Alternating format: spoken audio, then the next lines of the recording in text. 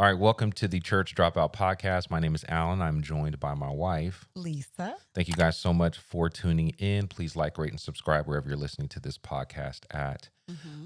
It's been a while since we released a podcast or we released some sort of video here on YouTube. And there has been some things that have been going on just personally with myself that have been preventing me from being able to make videos. But hopefully I'm past that. I'll share with you more, share more about that in due time. But here we are. Thank you guys for your prayers. Thank you for those of you who were asking. I think it was just a nice gesture that, somebody recognizes when you're not in the loop. And so anyway, we really appreciate your listenership. So we're going to do something a little bit different in how we do our podcasts. And I really didn't want to put this out there, but I am going to put it out there. Obviously we want to be able to release weekly. But I think what we're going to do is maybe talk about multiple topics in one video each week. Okay. It just makes it a little bit easier and, gets us a little bit of a schedule and maybe build some consistency as we push towards more of a traditional podcast format for what we're trying to do here. So today we're going to talk about 3 topics. In those 3 topics, we'll always discuss one listener comment, maybe a question, something that our listeners have inquired about, and we'll talk about that. But today we are going to discuss 2 topics and one listener comment. So the 2 topics that we're going to discuss, one is the He Gets Us ad. Okay. Super Bowl. Yeah, from the Super Bowl. We're going to talk about that ad itself and then everything surrounding that. Then we're also going to talk about, should we celebrate Black history in the church? Is it okay for the church to celebrate Black history, being that it is Black History Month?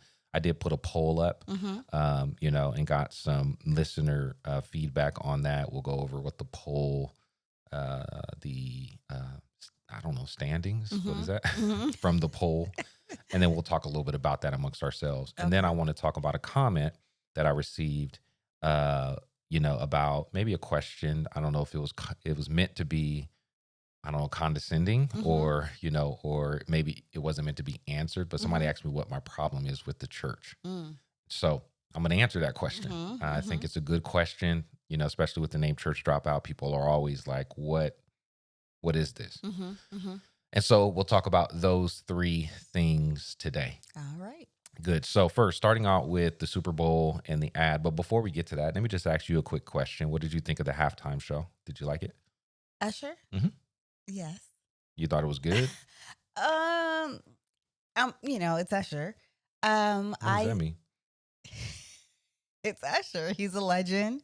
So of course he did a good job. Yeah, way to clean that up. No, he's a legend. He did a good job. It was good to see Alicia Keys. Haven't really seen her in a minute. The piano was beautiful. Like never seen The a piano. piano itself? Yes. Oh, Did you? Okay, you didn't see the piano. Well, I did see it, but it wasn't Alan, like super memorable. yes, it was a red piano, and then the way it was like formed. Oh, you need to watch it again. Oh, okay. Yeah. It was actually more memorable than, unfortunately, Alicia Keys had that note at the beginning that was a little off. I felt bad for her. So, but yeah, it was cute to see my mom get all excited when she saw Usher on skates. Yeah. This generation really doesn't know much about skates. No. But it is an Atlanta thing, and he had everybody was, apparently around from Atlanta, Jermaine Dupri and all them people. So, and I love skating too. Yeah. But we just haven't been in a while. Yeah, Actually, we need to take the boys. Yeah. Yeah. So anyways, so the halftime, I know you asked how the halftime was. So anyways, the halftime was good. There were some songs I thought he could have, maybe went a little bit longer with, but I know they're supposed to just do little snippets. I hate when they do that because I don't feel like you really get a halftime show. Like, you know what I mean? Yeah. I don't know. Yeah. It was all right. I think it was good. You know what I mean? As far as it being iconic, I don't know if it can be because Usher is not iconic to me. And I don't mean that like he's not a legend. Right. I just mean that, when you rank up against like Michael Jackson or Whitney Houston or, individuals who truly are like iconic in that field, I think it's difficult. And I don't know, it just didn't seem he didn't seem super excited to me. You know what I mean? He kind of Right. seemed really laid back and, Yeah, so yeah. pretty And interesting. sometimes I wonder is because he has his Vegas show. So basically I feel like he just probably brought that to the stage. I Yeah, just could have been, but this is the Super Bowl. yeah. This You know what I is mean? Like yeah. it's a big deal. Do you Yeah. think he went too far with Alicia Keys? I could tell she was uncomfortable. I could tell that she was not trying to meet him where he was. Mhm. She was like, no boy, I'm married. Well, I don't know. The way she smiled when he put his arms around her at the end didn't didn't seem like she was uncomfortable. Oh, well. And then Alicia Keys is not a dancer, so he's trying to like dance, and that is not Alicia Keys' forte at all. Well, I think Usher went a little bit too far. Uh-huh. You know, Mm-hmm. Swiss Beats is, Yeah. probably Yeah. on him. Yeah. And Um, her too. well, yeah, I mean, she was probably trying to be professional Right. Right. and not cause a scene, but Mhm. yeah, I think Usher went too far, on this one. So, Okay. but anyway, the halftime show in the Christian realm Mhm. was, paled in comparison to all of the controversy that happened with the "He Gets Us" Mhm. ad. Mhm. Mhm. Um, and if you're not familiar with the "He Gets Us" ad, I don't know where you've been, Right. okay, or the whole Right. campaign. But this has been a couple years now. There's a movement or a campaign going on called "He Gets Us" Mhm. that's aimed at reaching a secular audience Mhm. with the person and work of Jesus. Mhm. Okay, so it's just kind of exposing them to who Jesus is, an evangelistic tool Mhm. mindset to get people to think about Jesus. Right. Okay, Mhm. and so they released a commercial, and the commercial had some elements of foot washing. Mhm. In the commercial, had some controversial moments, or at least what some people felt were controversial moments of who's actually doing the washing of the feet, Mhm. Mhm. and some of the visuals that accompanied it. Mhm. Mhm. Um, and Christians jumped out the window, Mhm. Mhm. as we usually do. Mhm. Mhm. Just started ripping up the ad Mhm. and um and so yeah, I mean, it was just a lot. And Yeah. and this could be a very long segment. There's so much to me that we can talk about, Mhm. not just the ad itself, but around the ad. I Yeah. think one of the things that was, just before we get to the ad itself, that was really disheartening and has been disheartening for me, really honestly, is just looking at how Christians actually have engaged this. Mhm. You know, um, it's okay to disagree. Right. You know what I mean? Like, everybody's not going to agree with everything that's being said, but it's how we disagree. Mhm. You know, Mhm.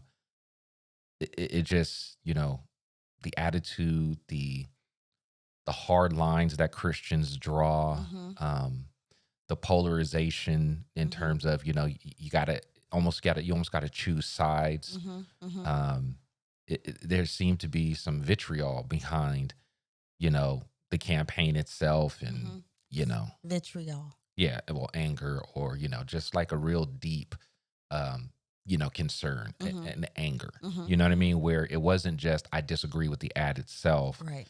It got to the point where, people were really angry and Mhm. expressing angry over. And I'm like, man, it's just unusual to Right. me. You Right. know what I mean? Mhm. It's, for Christians to fight over this, even to the point where some people made, the commercial that should have been Mhm. uh, shown. Like, they Oh, redid really? it and kind of made a whole different commercial and said, this is what they should have shown. And Oh, I haven't seen that. yeah, Mhm. it's, I don't know. It's Mhm. just the attitude has Mhm. just been, and to be honest, it's tiring. Mhm. Also, I think as Christians, we sometimes did I say I feel like I didn't say Christians right. I feel like I Mm, kind of said Christians. well, you probably did. But I just feel like sometimes we are not only like I just feel like we're very judgmental, and we pick and choose what we want to be judgmental about. Yeah, we have selective outrage. Yes, which Hmm. is crazy. Yeah, very much so. Mhm. And I agree. Mhm. I just think we are super judgmental, especially of our own. Mhm. You know Mhm. what I mean? Like, Mhm. again, you could disagree with the ad. Right. You can disagree with how the ad was portrayed, but I'll say two things. One, represent the ad well, because I Mhm. don't think Christians represented the ad well. I think they made assumptions. We talk so much in our echo chamber that I Mhm. don't think people understood what the commercial was actually intended to do. Mhm. Mhm. Um, Not that I have like full insight, not that I like spoke with someone at the Mhm. He Gets Us, ad campaign Campaign. team, but I just looked at it a few times and Yeah. noticed some things. It's like, yeah, this is not what I think Christians are making this to be. I Mhm. think Christians just attacked it, Mhm. um, and said some things that I just think were kind of outlandish Mhm. and, nonsensical, in Mhm. my opinion, So the He Gets Us campaign is ran by Christians, Absolutely. correct? Okay, just want to Yeah, make sure. it is ran by Mhm. Christians. From what I understand, the person who is at the head of it is, solid in terms of his theology and his understanding about Christ, Christianity. But the whole purpose of it is not to, it, most Christians were upset because it didn't preach the gospel. It didn't Mhm. give a full gospel message in Mhm. terms of, people can get the wrong idea about Jesus, Mhm. based upon what they seen or how the commercial is being portrayed, and Mhm. it didn't say anything about sin and Mhm. repentance. And I don't Mhm. know what Mhm. Christians are just obsessed with Mhm. sin, Mhm. more so than they are with Jesus. Mhm. Just being real, Mhm. um, and boy, that's probably gonna, but it's just true. Mhm. The Mhm. heart of Christianity is not the gospel didn't start in Genesis chapter 3. Mhm. It started Mhm. with, in the beginning God Right. made, Right. and Right. and Right. sin was a hiccup in God's plan. It's not the Mhm. focus of God's plan, Yeah. but Yeah. that's neither here nor there. Mhm. But anyway, Christians were really upset Mhm. about that particular aspect, and I don't think they really understand that the purpose of this is just to create conversation. The Mhm. purpose is to intrigue people and to cause them to maybe ask questions Mm. about Jesus. Mhm. And it's the job of Christians to close the door on those conversations. So it's not meant to preach the gospel, nor could you do so in a Mhm. 2 minute, 3 minute ad. Mhm. You know what I'm Mhm. saying? Right. And Right. and so yeah, Christians were really upset, that it didn't, preach the whole gospel. They Mhm. were really upset because they felt like, and I'm saying they, like I'm not a Mhm. part of that, but that's how Mhm. I feel sometimes. I Mhm. just feel Mhm. like that is not what I want to be a part of, Mhm. Mhm. and I'm just being honest. Mhm. Like, that representation of Christianity to me is part of, I think, the problem of how the world views the church. Mm. Mhm. But Christians were upset about, um, the ad in terms of, again, is it making Jesus look weak, Mm. Mhm. against sin? Hmm. When we talk about Jesus washing feet, Mhm. Mhm. it's literally what Jesus did, right? Right. And Right. so yeah, Christians were really upset about that Mhm. and make it a big deal. Mhm. You know what I mean? And Mhm. so I just wanted to kind of give. I need some oil on these chairs. Did you hear that? Yes. I mean, the whole I chair thought just it was squeaked. like a sound effect. Lord have I was mercy. like, did you hit the button? How'd you do that? So I just wanted to give my 2 cents, Uh-huh. just some thoughts on the campaign itself. Mhm. And obviously I've given some thoughts on how I feel about how we responded to the campaign. I Mhm. think we overreacted, as we Mhm. usually do. I Mhm. think we misinterpreted, I think, Mhm. what was actually being communicated with it. I think Mhm. we misunderstood what the purpose of the commercial is supposed to do. It's Mhm. not meant to give a gospel, um, presentation. It's Mhm. it's meant to create conversation, Mhm. and maybe even give some contrast Mhm. as to who Jesus is and who Mhm. we are, Yeah. right? Yeah. Um, and so let's just talk about the commercial itself. Mhm. Okay, so in the commercial, there's these multiple scenes. I'm sure you've seen it. We Yeah. shouldn't have to go through that, but there's multiple scenes of, these really emotion filled, maybe even political, situations where people are in disagreement. Mhm. Mhm. Okay, Mhm. and or people don't agree. Mhm. Okay, Mhm. Mhm. polar opposites, people Mhm. on both sides, and then Mhm. in the midst of that, we see individuals who are kind of crossing those lines Mhm. and choosing to wash feet. Mhm. Okay. Mhm. And in each one of these scenes, there's foot washing that's happening. Mhm. And then at the end, you know, it pops up and says Jesus didn't teach hate, right? And then it says he washed feet. Okay. Now, in my opinion, after reviewing this a few times, You okay? I don't know. It's just, You just asked me if I'm okay. well, you know, he was looking at me. It's like, so I think Christians have misunderstood this video. Now, I could be wrong here, but after reviewing the video a few times, I think there's some things that are being missed. And I don't think the video itself, because I know we could be here for a while, so I'm going to try to just, make this quick. I don't think the video was a video of Christians washing non-Christians' feet. I don't think that that's what the video was about. Okay. I don't think that the video was showing Christians doing charitable acts to non-Christians. Yes, I agree. Okay. I agree. Yep. I think what the video was getting at was actually kind of a vision for humanity, right? In terms of, instead of hating one another, okay, these polar opposites, instead of hating one another over, political views, right? Over disagreements. These particular things that are really high strung, really, have a lot of energy put behind them, controversial situations. Instead of hating one another, serve one another, love one another, and love one another sacrificially. And the act of foot washing is a symbol of that reconciliatory act, okay, right? Of loving one another. Yeah. Now, the problem is, and this is all from the commercial in my opinion, the problem is that in order to do that the way the commercial is asking us to do it, it takes divine intervention. We can't love that way. We can't love sacrificially on our own. We can't let go of these polarizing ideas that we're so attached to without intervention. Right. Okay. And the divine intervention obviously is Jesus, who ultimately washes not only our feet, he washes all of us. Yes. And so when we see at the end, it says Jesus didn't teach hate, that wasn't making a statement of, let me tell you, let me put it this way. When it says Jesus doesn't teach hate, it was making a juxtaposition between what we do and what Jesus does. It's saying that, no, we as humans hate, right? And Jesus doesn't. This what Jesus does is he washes feet, okay?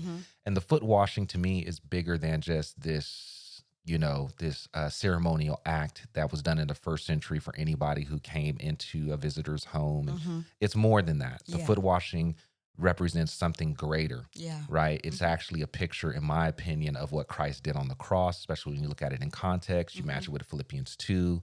You look at the question that Jesus asked, do you know what I've done for you? Right. How he talks about Peter in that particular. Peter's like, you can't wash my feet, wash all of me. And, it's more. John is calling us to answer a deeper question than just Jesus washing feet. He's calling us to look at, what did Jesus do for you? So the foot washing in this particular instance, I think, is representative not only of how we should treat one another as humans, but how we've been treated by Jesus, that he's washed our feet, that he's washed all of us, right? And so it's meant to draw that out. I think this is more about humanity than it is about individuals. Now, let me say this. We probably got to pull up the video for this, because I think a lot of Christians misunderstood what some of the scenes were in the video and what it meant. You know what I mean? And I'm going to tell you why I believe this is not about Christians washing non-Christians' feet. Right. Okay. So let me turn this up real quick.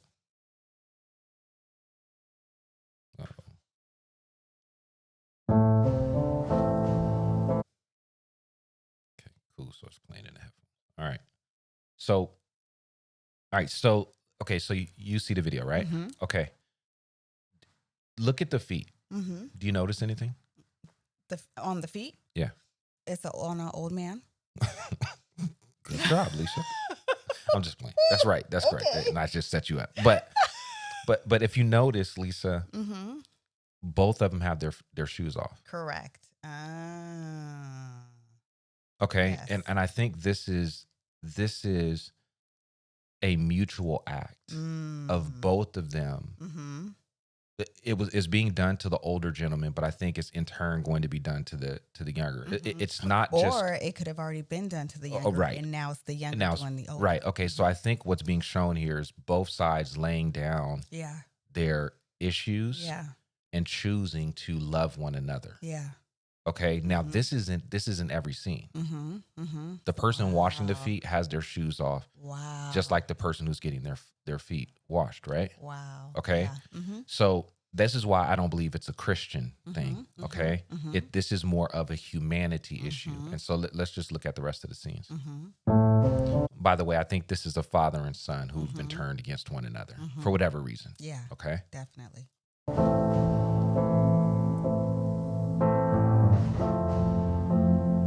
Okay. So you see here, the cop has his shoes out of has his feet out of his shoes as well. So again, this is a mutual act here.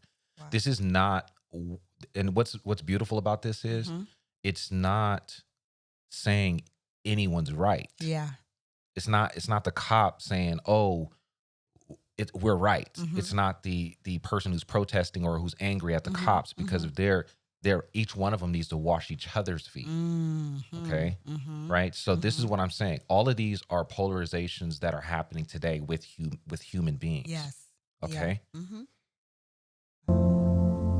Don't ask me. Okay, so here we have the young lady with a perfect shirt, and here we have a person who's not popular, a little bit different, colored hair, but both of them have their shoes off, right? So this is not just one person washing the feet of the other. This is a mutual act, okay?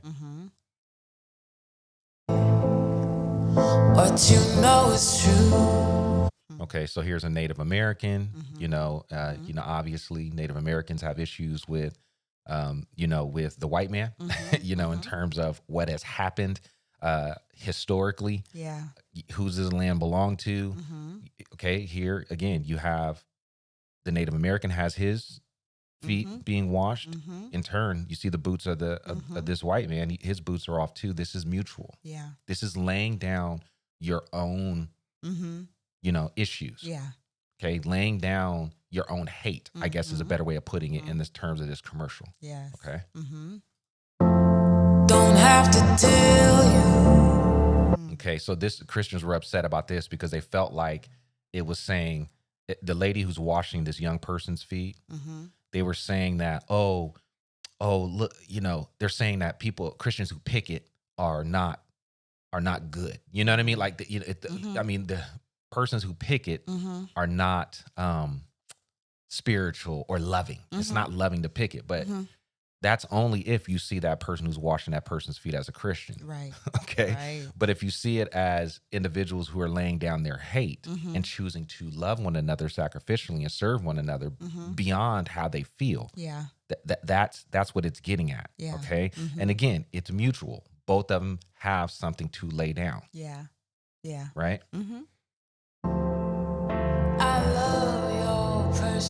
So Christians were mad at this too. They were like, "Is this a scene of two women getting ready to kiss?" Christians, this is what I be talking about, Lisa. Wow. So anyway, but look around. Look at the scene. Yeah. There's bottles all around, right? yes, The house is not taken care of. Correct. She's an alcoholic, and I'm sure this is her daughter, and there's tension between them. Maybe the daughter feels neglected, right, and feels upset. The mom's an alcoholic, and it's affected their relationship immensely. And they're choosing, both of them. Their feet are off. You see their feet are off. Their shoes are off, and they're choosing to wash each other's feet instead of hating. Right. Right. Wow. Right? It's choosing something other than just to hate. Okay.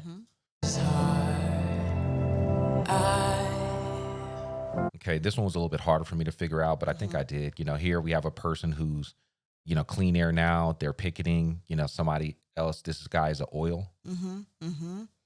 oil engineer, I guess. Yeah. And he's washing her feet with his hat. You see his feet are exposed too. These are polar opposites. These are people who spew hate at one another. You understand what I'm saying? Yeah. One is like, you're killing our land. The other one is like, hey, it's a capitalist society, whatever they're saying. Right.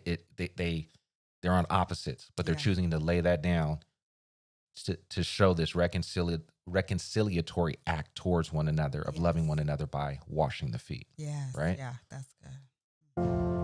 I was standing. Here, I think this would be an undocumented person, right? Who's getting off a bus, has a child. Here you have a person who would normally be saying, go back where you came from. You understand what I'm saying? Yeah. Now, again, it's not one-sided. Both of their shoes are off, which means that the person who's in that position doesn't have the right to spew hate. Yep. Okay. Yeah. Right. Yeah. It's a mutual act. Yeah. Right. Laying down our opposites in order to love one another. You were there. This one, I think, is much deeper than I initially realized, but I think what's happening here is that these are neighbors. But I think this has everything to do with the conflict that's going on with Israeli, with Palestine. I mean, with the Gaza, Israeli, and all of that stuff. Yeah. Yeah. Here you have neighbors who are fighting over land, but you have neighbors, right, who are going at it. Okay, and again, laying down these sides and choosing to love one another in a peaceful way. Yeah. Do you get what I'm saying here? Yep. Two worlds collided. Right. Same thing here. You see people who are angrily yelling at one another, upset. You could read the signs. Yeah. And then we have two people who are choosing to lay that down and to meet each other and say, let's choose a different way here. Yeah. Right. A pathway of peace. And they could never tear us apart. So here is two men, grown men, older men who are sitting out in front of what seems to be a Southern diner, right? And so there was a time where they couldn't even drink out of the same water fountain, but yet now they could put their feet in the same water. Do you understand what I'm saying here? Everything is these polar opposites now coming together. Yeah. This is racism, right? Like, these guys were once separated by this and they could not do what they're actually doing now. And they're choosing to lay down their differences. Yeah. Right. Yeah. And to come together Yeah. and to mutually love one another and serve one another by this reconciliatory act of washing one another's feet. Washing, one another's feet. Okay. So, and we see this one, right? This one was super offensive to Christians, right? Here you have a religious man who's washing the feet of a person who's a part of the LGBTQ community, right? And again, both of them have their shoes off. Yeah. Yeah. Both of them have their shoes off, right? Which means that it needs to be something that's mutually done. We need to lay down our differences, right? And meet each other, where we are and wash each other's feet, right? Yeah. Right? Okay.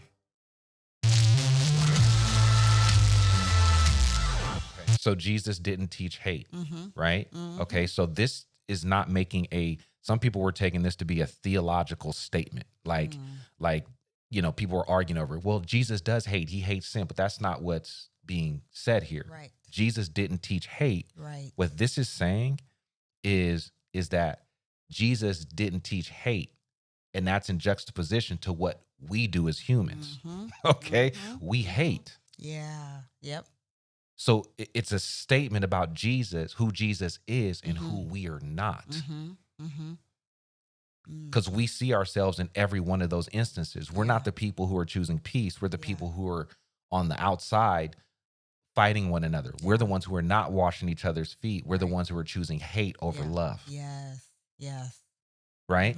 And so, again, the problem is that we can't do this without divine intervention. We can't do this without experiencing the peace that's given through Christ, the love of Jesus, who then compels us to go out and to love others in a very sacrificial way by doing the most lowly task a servant could do, which is to wash the dirtiest part of a human being. Why? Because Jesus washed the dirtiest part of us as human beings. Yes. Yes. Right? Good. Okay? We can live. So Jesus does what we're not willing to do, right? He washes our feet. Not only our feet, he washes all of us. And it says he gets us, he gets all of us, right? So the idea here is that humanity is fallen. Humanity chooses hate over love.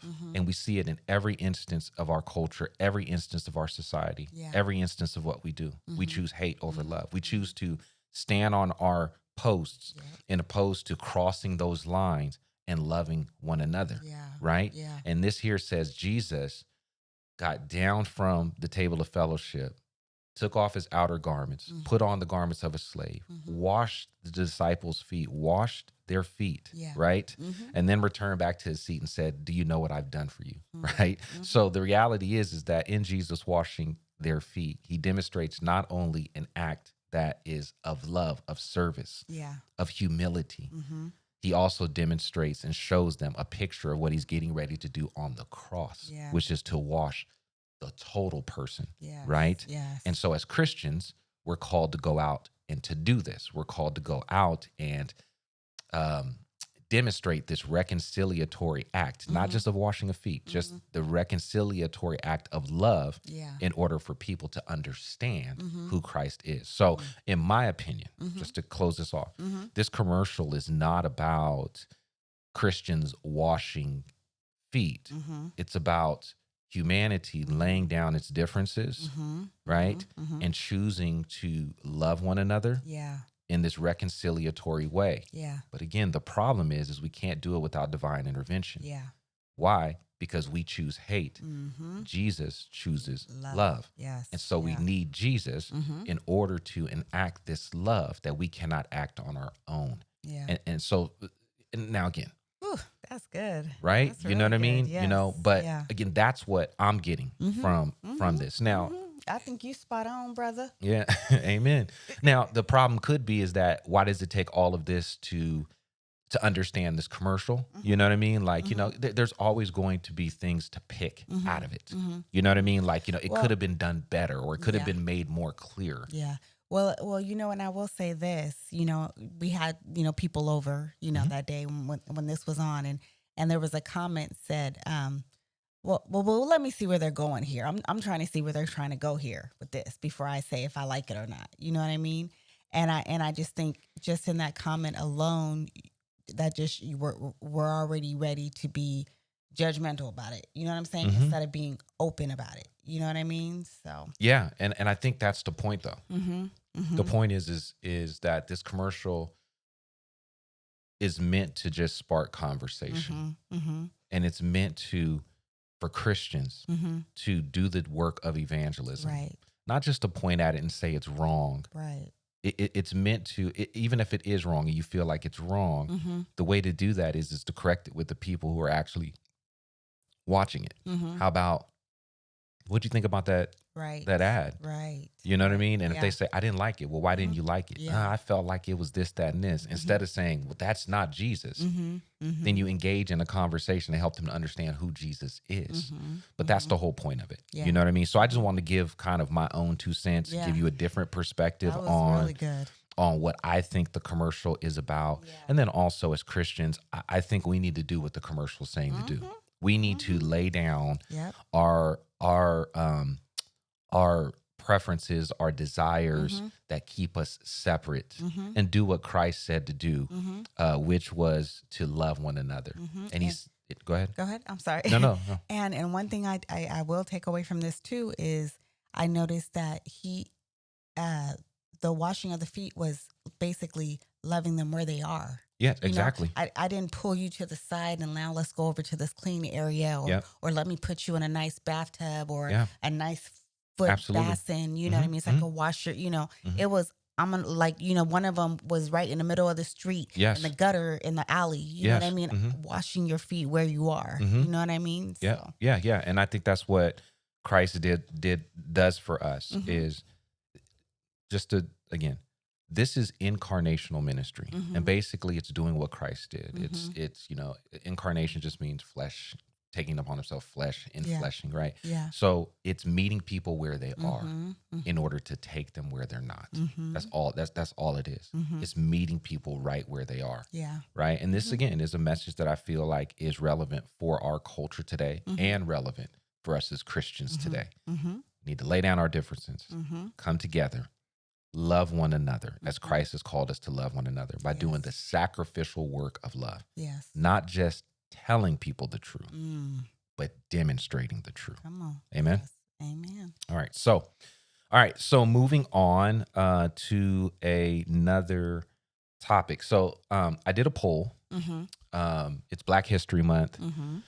and um, you know, I wanted to put a poll out there to kind of see what people thought about Black history being taught in church, Mm-hmm. right? Mm-hmm. Should Black history be taught in church? Mm-hmm. Okay. Mm-hmm. And so I want to talk about that a little bit, what you think about Black history. Should it be taught in the church? But before we get there, I want to talk about this poll just a little bit. So my question was, is it okay for the church to celebrate Black History Month? Mm-hmm. Okay. Mm-hmm. And so 46% of people said yes, Mm-hmm. and 30% of people said no, Mm-hmm. and 24% said not sure, Mm. which is interesting. Mm-hmm. Um, Mm-hmm. so what do you think? So my answer is why not? You know, if the church is supposed to be everybody, we're supposed to celebrate everybody. You know what I'm saying? As far as, our different cultures and where we come. And so I don't understand why. I think it's okay to celebrate Black History Month, just as much as it's okay to celebrate every other thing. You know what I mean? I think I Let me think ask you a question real quick though. Mhm. What do you mean by celebrate? What do you take that to mean? What I take that to mean is, talking about the history, because I think that gets lost, and I think that's the reason. First, let's find out, why is there a Black History Month? Let's Mhm. understand why are we doing this? Why is there a celebration this month? Now that I know that, okay, how can we assist and come alongside and talking about Black history? You know what I mean? So I don't think there's anything wrong with it at all. You know Mm. what I mean? To be real, America is always like this. I mean, we're the minority. Black people are the minority. Mexicans are the minority. Mhm. Asians are the minority. Indians. They're the minority. You know what I mean? So there, when you come to a point to where someone has to tell you about another culture, and you don't know that, then that should open the door to, hey, let's get to know this culture. Mhm. You know what I mean? I don't see the negative. I don't see where it could be wrong to do it. Yeah. Yeah. No, thank you for that. Yeah. A couple things, just maybe elaborating a little bit on what you said. Mm-hmm. Just kind of first going back to why there would be a need Mm-hmm. to talk about Black culture, or Mm-hmm. Black Black, what I say? Black history. Yeah, Black history in the church. Mm-hmm. Okay, looking at it from a wider perspective, I've said this before, but um, I don't think we really understand that the default history that gets taught today Mm-hmm. is really white history. Right. Okay. And I don't mean like it doesn't include, I'm talking about the perspective of which it's taught Mm-hmm. is taught from a very specific perspective. Mm-hmm. And because it's taught from a very specific perspective, there are things that are left out that are not included. Mm-hmm. And because there is not a place Mm-hmm. where these things are discussed Mm-hmm. openly Mm-hmm. in educating others about other history, there has to be somewhere where those things get talked about. Right. Okay. Do you understand what I'm saying? Mm-hmm. So Mm-hmm. this is where the tradition actually came from. I mean, the tradition came from, it's not being included Right. in school. Right. It's not being included in one's education to understand Right. what really happened as it relates to the history of Mm-hmm. individuals who were foundational in the building of this country. Mm-hmm. So that history had to be taught somewhere. Yes. And the place that it began to be taught was in the church. Right. So again, it was out of the lack of that this tradition had actually been created. Mm-hmm. Right. Mm-hmm. And I was looking at some comments and stuff like that. Some people were just saying like, well, what if I wanted to teach, white history in church? And I was Mhm. like, well, we already teach white history Right. in church, right? Right. But again, I'm not faulting them. Right. You just don't right. understand because Right. it's default culture, Yes. because yes. it's so norm Yeah. that you don't understand that it's being taught. Mm-hmm. And the reason why we need to teach other things Mm-hmm. is because it's absent everywhere else, Mm-hmm. right? Mm-hmm. Or it's being devalued in other spaces. Mm-hmm. Mm-hmm. And so, Can I give an example? You tell me if sure. this is wrong or not. When you go to McDonald's Hmm. and you order a number 10, a number 5, a number 2, and a Happy Meal, you don't say, and can you add fries with that? You already know fries are included. Right. You know what I'm saying? Yeah. Does that make sense? It makes sense. I know what you're trying to say is like but yes, it makes sense. Okay. And I think are you hungry? Because usually when you start talking about food, but no, I understand exactly what you're saying. Uh-huh. I guess the little bit of nuance or the difference here would be that it's so normal that you don't realize, right? Okay, that you don't have to. The reason why you don't ask that question is because it's already there. Yes. Right. Yes. And then here's the other part is that, again, I don't think people realize that the way we do things is not native to, or is not normal to all the cultures who are taking part in that. You understand what I'm saying? Right. So, but again, because it's the norm, we see it because it's, I guess when I say the norm, I mean that because this is the way we function so long as a society, The majority, right, yes. right, that it's become the default. Yes. And we don't realize that the default is really your default. It's not my default. Right. Okay. Right. So it makes sense. And I think that's where the problem generally comes in, is that there needs to be a space where I'm going to say this, and this is probably going to, where true history, I guess all of history is actually being taught, not just from the perspective of one community, but from the perspective of multiple communities, so that people can be educated and understand the value that each culture adds to American history, not just from one perspective. Right. Now, I will say this. So I don't necessarily have an issue with it being taught or highlighted. In the church. I don't think it's something that should be taught or highlighted just in the Black church. I think it's something that should be highlighted and talked about in every church. And let me say this, because we were a part of a church that actually celebrated Black history. But what our church did is we didn't just celebrate Black history. What we did is we looked at Black history from a Christian perspective and looked at the contributions of Africans like Athanasius and all these people who were Africans who contributed to the church in general. I'm talking about the historic church who taught some of our church fathers some of the things and even worked out some of the key doctrines that we have today. And so I say that to say, I don't think that it's an issue, but here's where it does become a problem. And I remember one of the staff pastors I used to work with used to say this during Black History Month, and he would make this point, and it's just so true. This is where it becomes an issue, and I understand this is where our white brothers and sisters feel uncomfortable and have a problem, is when it starts to feel like we're spiking the ball in the end zone. That's what he used to say. He used to say, like, when it feels like we are punching people in the face with it.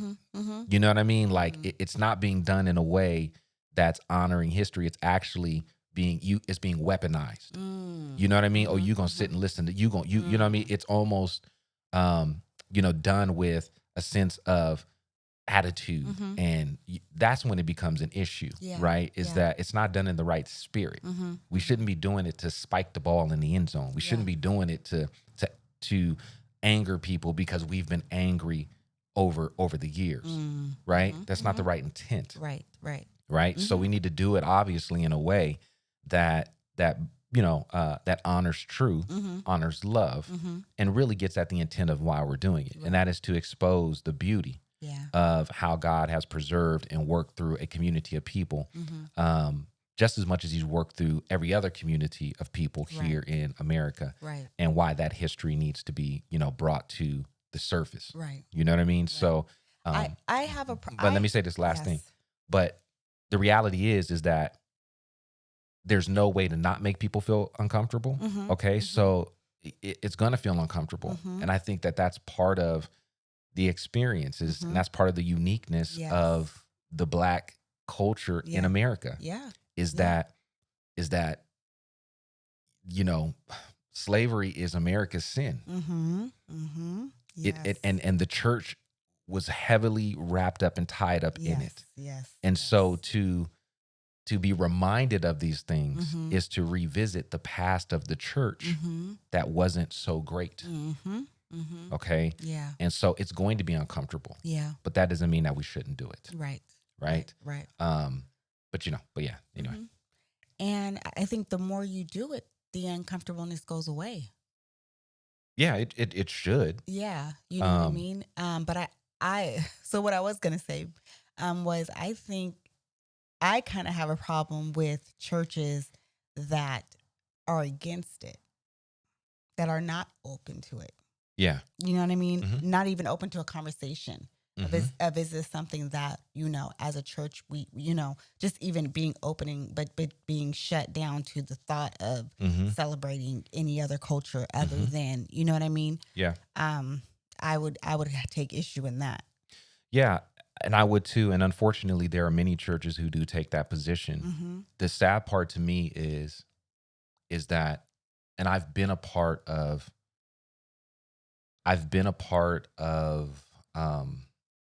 communities or establishments that Mm-hmm. have said no, we're not going to do it. Mm-hmm. Mm-hmm. And the reason why Mm-hmm. they say they're not going to do it is interesting because they'll use theology or doctrine, Mm-hmm. Mm-hmm. like no, there's neither Jew nor Greek, Mm-hmm. in Jesus. Mhm. Basically, Mhm. basically, when we become Christian, we're colorless. Mhm. You understand? And that's not biblical, right? Mm-mm. If Revelations talks about all nationalities and nations in Revelations 21, I believe everyone will be united and come together, and we'll have this multi-ethnic community in heaven. Mhm. And the book of Revelation explains this reality. Mhm. Then God doesn't see us as colorless people. He doesn't see different, he doesn't Mhm. see one type. Mhm. And again, at the heart of the gospel was unifying these two different communities, Jews and Gentiles, and making them one. Mhm. They weren't letting go of their identity. Mhm. Mhm. They weren't laying their identity aside Right. in order to become Christian. Mhm. You bring your identity with you. Right. It's just not the primary identity Mhm. that Mhm. you hold, Mhm. but it doesn't mean that we let it go. Right. Right. Mhm. And I believe personally to diminish ethnicity, Mhm.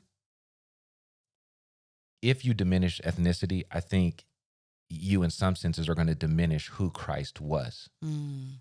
because you're taking away his Jewishness, Mhm. Mhm. which I think is a part of the redemptive story. Yeah. Do you understand what I'm Mhm. saying? Mhm. That Christ came Mhm. as this type of person, Mhm. this type of time, Yeah. these type of experiences, which some experiences people identify with. If you Right. take those things away, then we're taking away a part of who our Savior is Mhm. as well. Yeah. And so anyway, I think I don't see a problem with it. Mhm.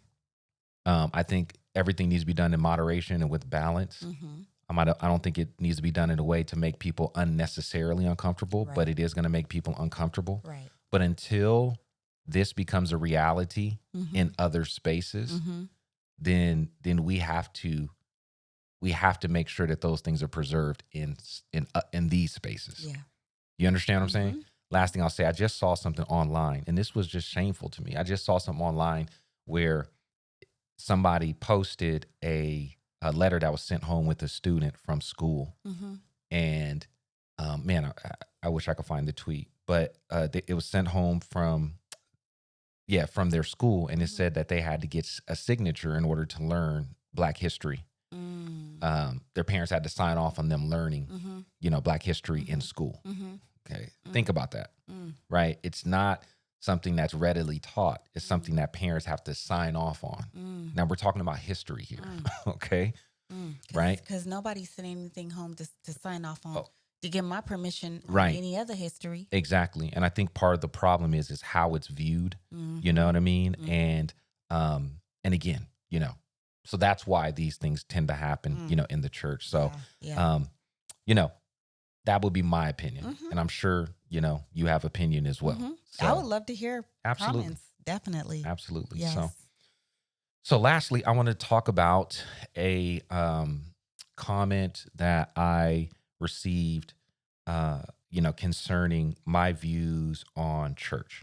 And basically, it was, what's my issue with the church. And I know why they were asking this question, mainly because it, with name like Church Dropout, which, I've often thought about, and I've gone back and forth with this, Yes, you have. and I can already tell that it's probably a hindrance to some people because they make certain assumptions about the channel based upon that, without really kind of digging further. But, I think when people hear Church Dropout, they assume that I hate the church or that we hate the church. Right. Everything we do is because we love the church, to be honest with you.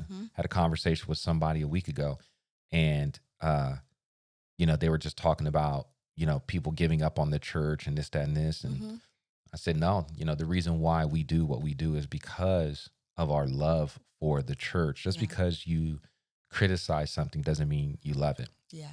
As I said before, I firmly believe that the church is, the light of the world, and that, or let me rephrase that, because Jesus is the light of the world. Okay, but that the church is the lampstand, or the city, the lamp on the stand in the city, right? That shines Christ's light into the world, and calls people to repentance and joy in Jesus, and so I believe that wholeheartedly. Yeah. Okay.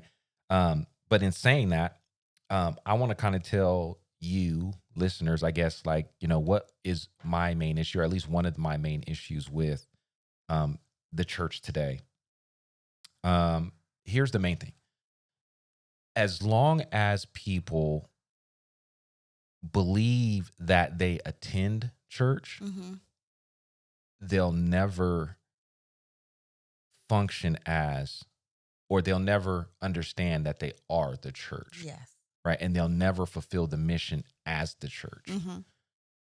I think the church, to some degree, and I'm talking about the building, has become a hindrance to the church fulfilling its mission that God has given it. Right. And until we reset that and help people to understand what their true identity is, right? Their identity as the church, Right. that we can never be the church in the world. And so my only goal is to, one, kind of shake people's foundation a little bit, but to recenter people and help people to understand that we need to be firmly rooted in the identity that Christ has given us as the community of God, if we're going to be the community of God. Yeah. I just saw a tweet by a popular churchman. He tweeted something about, the church has fought to, get people into the building weekly. And he says the church will never fulfill their mission until the church stops centering on the building. Well, I understand the sentiment, you know what I mean? But we can't put new wine in old wineskins. I think it's hard to reform the church if we're still telling people to go to church. Right. So to a large degree, I think that idea needs to be torn down. I'm not saying that we don't need to have gatherings. I'm not saying that we should have a certain type of gathering. I'm not saying that, we shouldn't have mega churches and we should only have mini churches. I'm not saying that we should be in house churches. My thing has been the same from the beginning. I think as the American church, we are infatuated with form. And we've lost essence. So I think the American church is much like the church in Ephesus that is spoken about in Revelation, where Jesus is like, listen, you do a lot of good things, You know what I mean? And, you seem to be functioning well, but you've left your first love. And if you don't, then I'm going to remove my lampstand from you. Right. Like, I feel like that's where we are. I feel like we're looking at all of the good things that are being done in the name of the church. However, we've left or forsaken our first love, right? We've become politicized. We've become organizational. We've become financially driven. We've began to worship the Bible and not Jesus to some degree. And I'm not saying that the Bible is not the word of God. Right. But the Bible is not the word of God. Yeah. Okay. Yeah. I think we have set a course. We've set a drift from uh,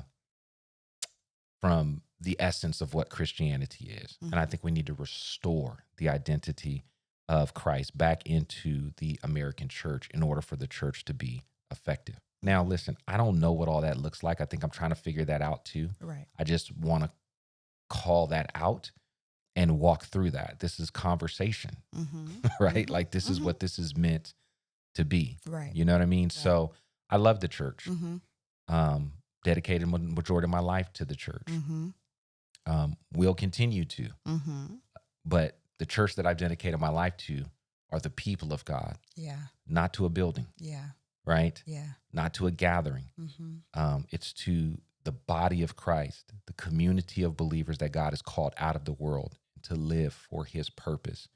And that's the mission that God has sent us on. And lastly, I'll say this in terms of the identity of the church. Mission is not something we do. Mission is who we are. Till we get that straight, that we don't do mission.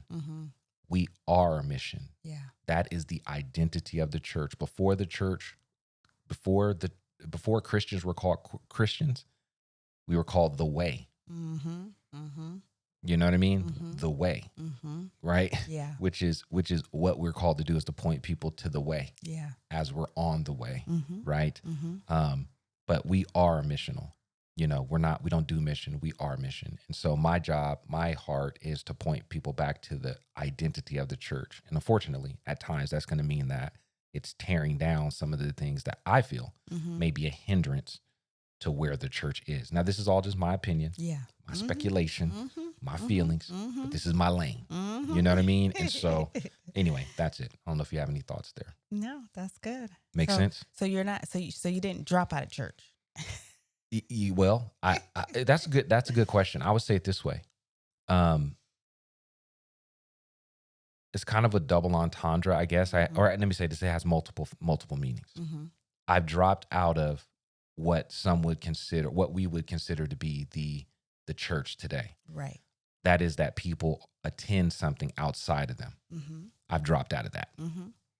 I'm no longer a part of that movement. You understand what I'm saying?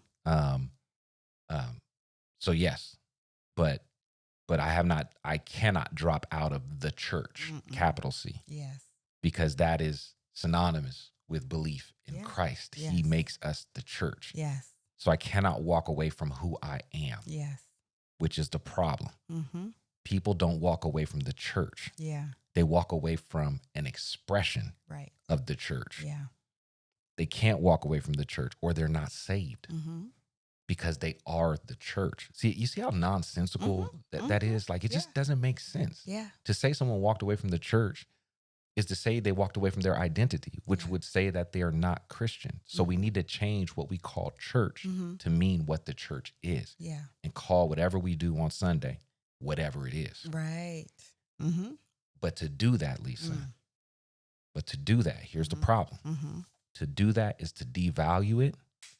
And if we don't make it essential, then it doesn't get driven like the organization that we need it to be in order to support everything that it's now supporting. Now people's jobs are tied up in it. I was once there. Yeah. Yeah. It's I hate to put it this way. It's a for-profit, it's a business. And I don't mean like there's something immoral about business. Mhm. What I'm saying is that it's become an institution. Yeah, something is not supposed to be. Yes. Something was not meant Right. to become. So now we're dependent upon it. Right. Okay. Yes. To Yeah. exist in a certain form. Yes. And until we let go of that form, Yeah. right? Mm-hmm. This is the problem. We can never devalue it, because if we devalue it, then people don't go to it, and then we can't support the institution any longer. Mm-hmm. You understand what I'm saying? Mhm. So Mhm. it's and that's the problem. Mm-hmm. You know, but it's going to get to the point where I feel like people are going to continue to withdraw from it, and the church is going to be forced. And I mean, what we call a church is going to be forced to rethink its form Mm-hmm. and return back to its essence. Mm-hmm. So I do want to say this, sure. that I love you, Yeah, I love you too. and I love your passion, Mm. and I love your heart. Thank you, babe. I appreciate that. Thank you, sweetie. All right. All right. Thank you so much for tuning in to Church Dropout. We really appreciate it. Please like, rate, and subscribe wherever you're listening. Talk to you soon. God bless. Good night.